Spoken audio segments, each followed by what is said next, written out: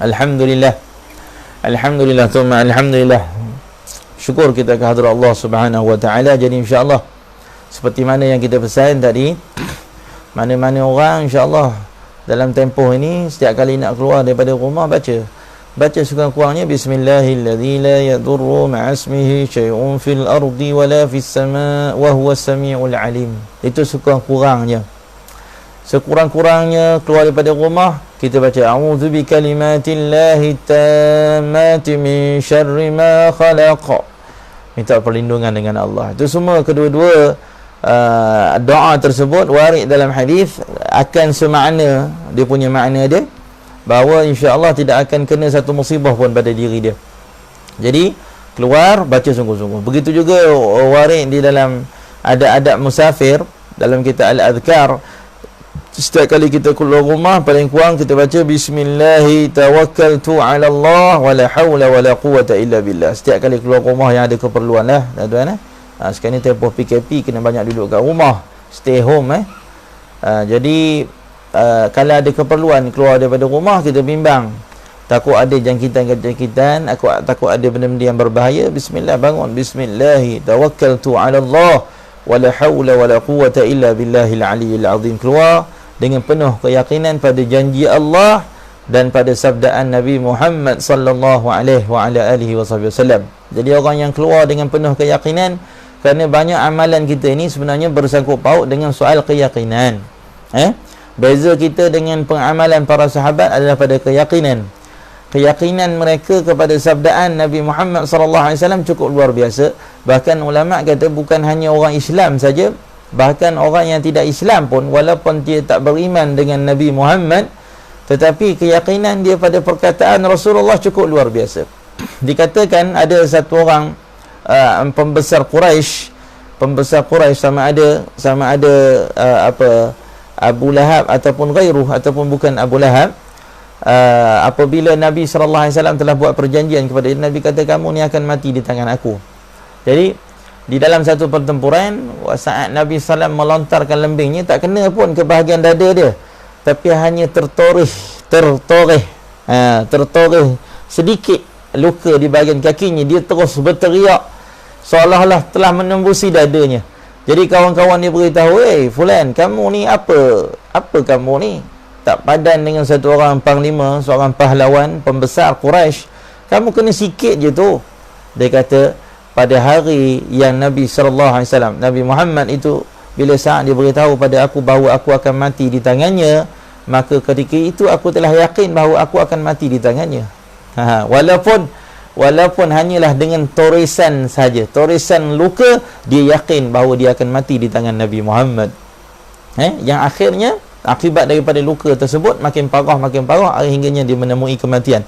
Jadi begitu sekali orang zaman dulu, hingga orang yang bukan Islam begitu meyakini pesanan ataupun saranan daripada Nabi Muhammad sallallahu alaihi wasallam. Apatah lagi kita umat Nabi Muhammad sallallahu alaihi wasallam, kenapa kita tidak perlu yakin? Kenapa kita tidak boleh yakin dengan saranan Nabi Muhammad?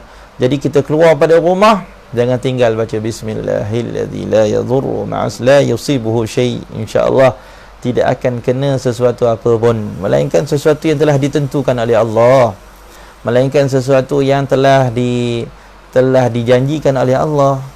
Tetapi sekurang-kurangnya kita telah mula membuat satu keazaman, fa iza azamta fatawakkal 'ala Allah.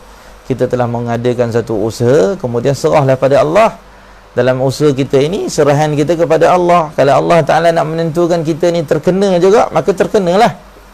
Tapi jika Allah Subhanahu Wa Ta'ala dengan barakah amalan dari Allah Ta'ala nak melindungi kita, maka sudah pasti Allah Subhanahu Wa Ta'ala lah yang akan melindungi kita. Jadi insya-Allah amalkan sesuatu amalan tapi dengan penuh keyakinan.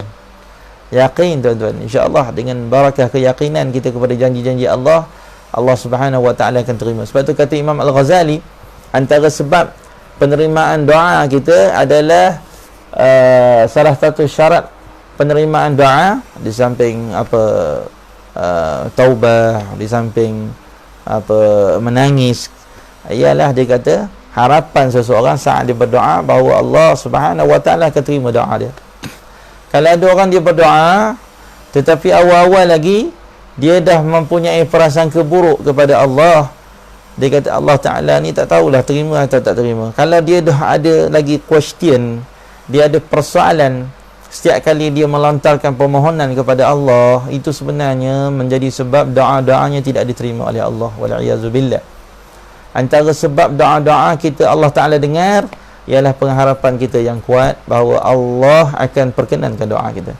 Jadi doa dengan penuh harapan terhadap Allah Subhanahu wa Ta'ala. Ana inda dhanni 'abdi bi falyadhunna bima sya'. Aku adalah mengikut sangkaan hamba-Ku terhadapku, maka hendaklah dia seseorang itu bersangka baik dengan aku, mengikut apa yang dia nak. Sangka baik kita dengan Allah, insya-Allah, dengan barakah amalan kita dalam pemeliharaan Allah. Itu sangkaan kita. Mudah-mudahan insya-Allah Allah Subhanahu wa Ta'ala akan memelihara kita mengikut sangkaan kita. InsyaAllah kita baca sedikit tuan-tuan, dah menjelang Isya', sambungan sikit daripada bacaan kitab kita ini. Semalam dibicarakan bahawa antara waktu yang Allah Ta'ala angkat amalan kita,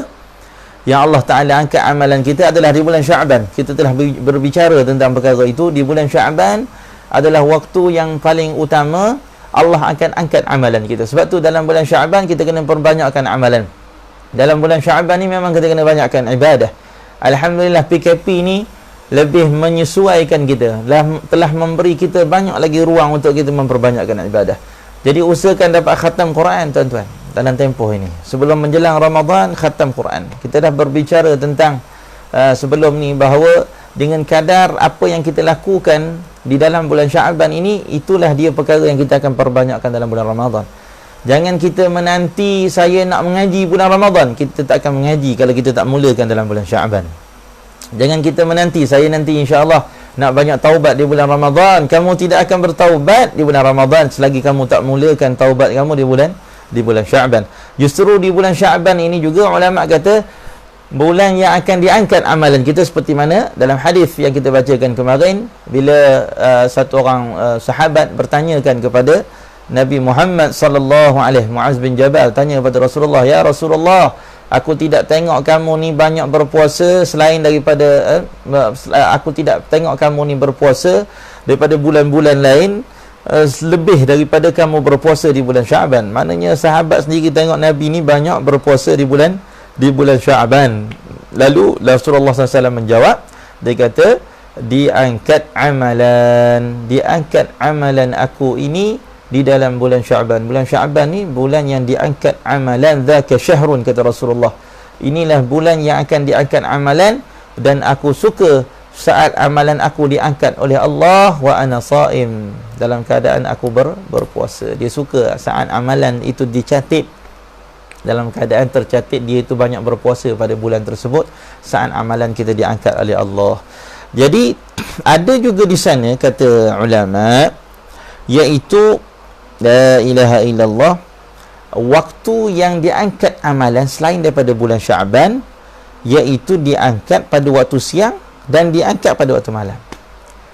Waktu siang diangkat amalan kita, waktu malam juga diangkat amalan kita. Warid dalam hadis sahih Muslim, dalam sahih Muslim daripada Abu Musa radhiyallahu anhu qala, kata Abu Musa, qama fina Rasulullah sallallahu alaihi wasallam bi khamsi kalimat faqala, Nabi sallallahu alaihi wasallam dia kata telah qama fina, Nabi sallam telah bangun, telah menceritakan kepada kami dengan 5 patah kalimah.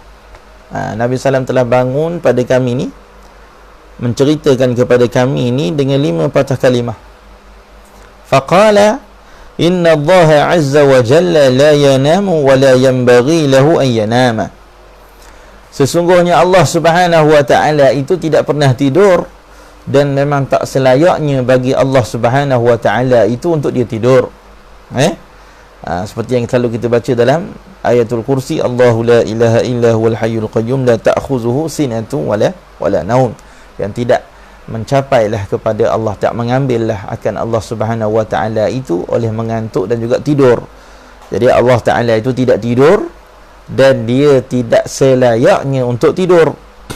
yakhfidul qist wa yarfa'u.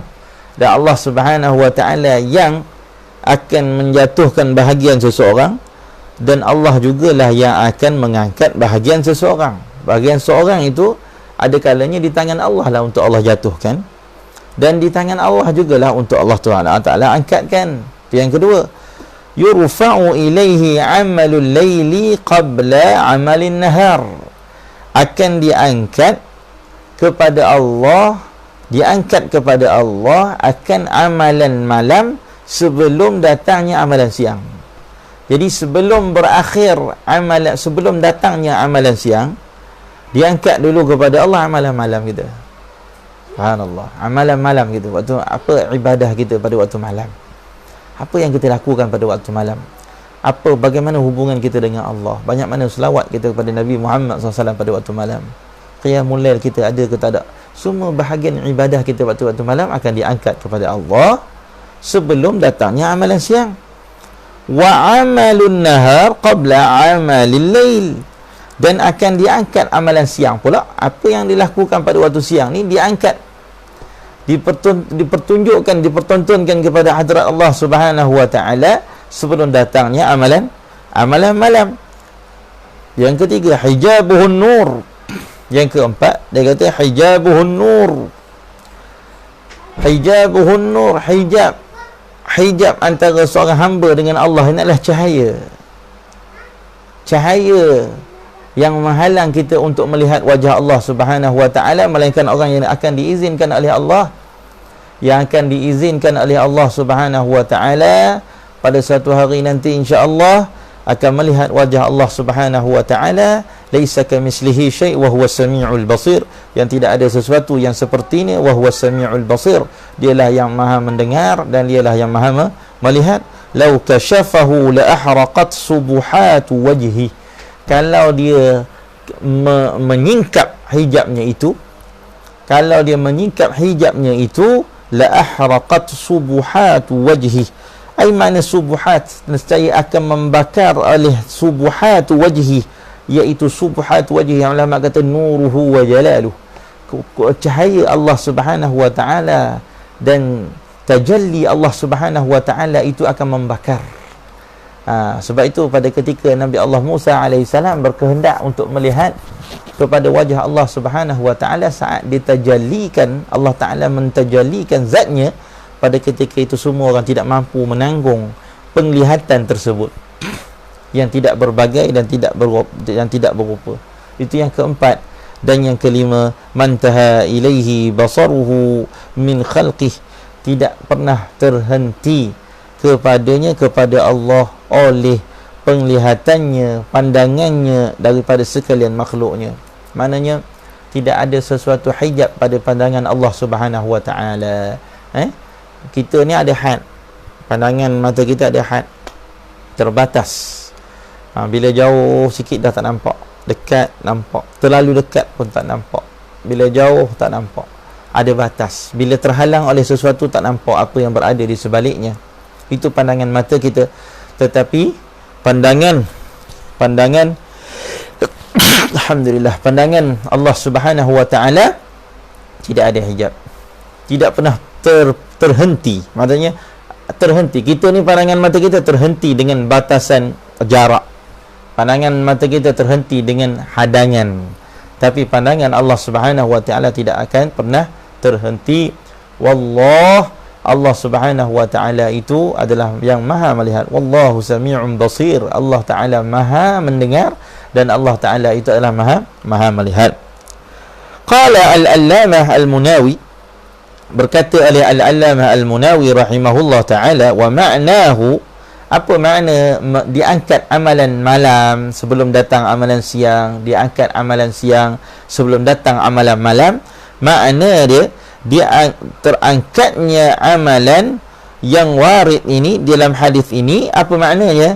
Dia kata yurfa'u ilaihi amalun nahar fi awwalil lail alladhi ba'dah. Diangkat kepada Allah amalan siang sebelum permulaan malam yang berlaku selepas siang. Sebelum permulaan malam, bila diangkat amalan siang, awal malam. Macam ni lepas maghrib. Lepas maghrib ni kita boleh katakan awal malam. Pada ketika awal malam ya, diangkat amalan-amalan kita yang pada waktu siang tadi. Apa yang kita kerjakan, apa yang kita buat pada waktu siang ni diangkat. Bila diangkat, kata amalan siang diangkat, dia kata fi awwalil lail alladhi ba'dah. Iaitu pada awal malam alladhi ba'dahu ba'dal nahar. Selepas siang. Maknanya bila diangkat waktu amalan siang diangkat di awal malam. Ni lepas maghrib diangkat amalan kita ke hadrat Allah Subhanahu wa taala. Wa amalul lail fi awwalin nahar alladhi ba'dah. Dan amalan malam pula diangkat adalah di awal siang. Bila awal siang? Subuh. Itu awal siang pada waktu subuh.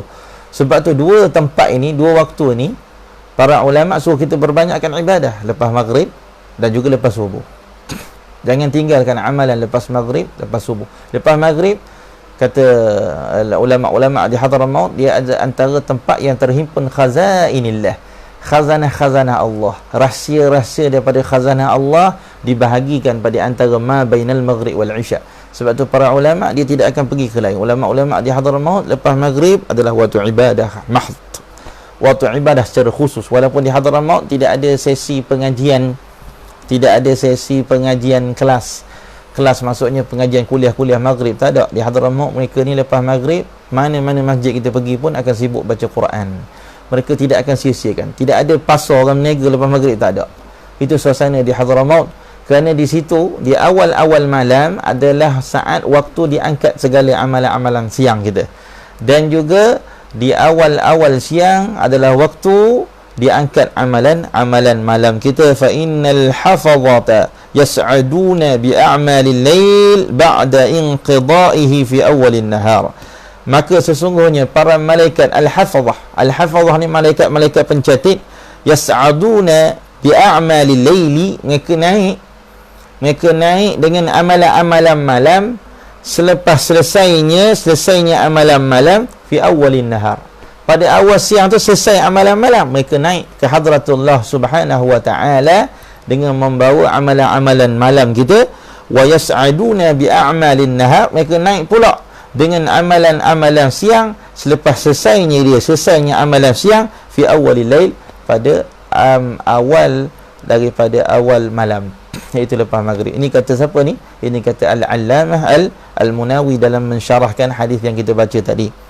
Wa asyara bidzalika, kata Al-Habib Said Muhammad Alawi Al-Maliki, wa asyara bidzalika ila al-hadits al-waridi fi as-sahihain, mengisyaratkan lagi dengan demikian itu kepada hadis al-warid yang datang di dalam sahihain an Abi Hurairah radhiyallahu anhu qala Rasulullah, sabda Rasulullah SAW, yata'aqabuna fikum. Yata'aqabun ni boleh makna yatanawabun, makna saling bergiliran lah pada diri kamu itu oleh para malaikat, bil laili wal malaikatu bin nahar. Mana malaikat siang dan malaikat malam ni saling bergiliran duduk dengan kita ni. Di sini Syed Muhammad Alawi menegaskan, kena ingat, setiap orang mukmin kena ingat bahawa malaikat ni duduk dengan dia. Malaikat ni mencatat setiap daripada amalan dia. Ini kena yakin. Ke mana saja kita pergi, ke mana saja kita duduk, apa saja yang kita buat, apa saja yang kita sebut, apa saja yang dilakukan, di sana ada pencatat al-hafazah, pencatat yang sentiasa kiraman katibin, yang sentiasa mencatat apa yang dilakukan. Oleh demikian, seorang mukmin yang yakin dengan kewujudan para malaikat, sebab tu adanya konsep keimanan, rukun iman adalah beriman dengan para malaikat. Apabila ada keimanan kita dengan para malaikat, maka mengukuhkan lagi istihdar kita, cara kita menghadirkan dalam hati kita bahawa segala amalan kita ini tercatat. Apa yang ditulis kepada kita ini, apa yang keluar, apa yang dilakukan oleh tangan kita, yang dilakukan oleh kaki kita, semua dalam keadaan tercatat. Naam. Wa yajtami'una fi salatil fajr, mereka berhimpun